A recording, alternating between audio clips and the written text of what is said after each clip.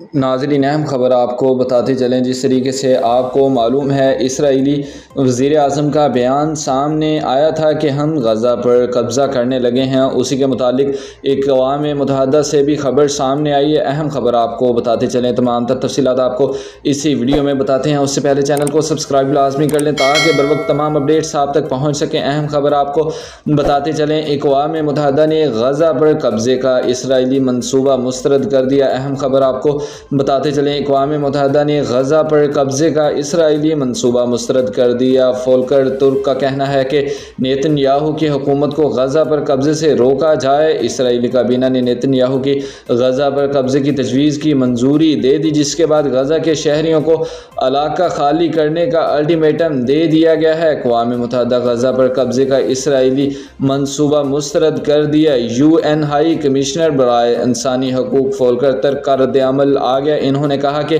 Nitin Yahoo کی حکومت کو غزہ پر قبضے سے روکا جائے۔ ان کا کہنا ہے کہ یہ پیش رفت بین الاقوامی قانون کی منافی ہے۔ اسرائیل قبضہ ختم کر کے فلسطینیوں کو حق خودارادیت دے، نیا آپریشن شروع کرنے سے بے مقصد تباہی ہوگی اور ہزاروں جانیں ضائع ہوں گی۔ فولکر ترک نے مزید کہا کہ غزہ جنگ فوری ختم ہو، اسرائیل اور فلسطین دو آزاد ریاستوں کے طور پر رہیں۔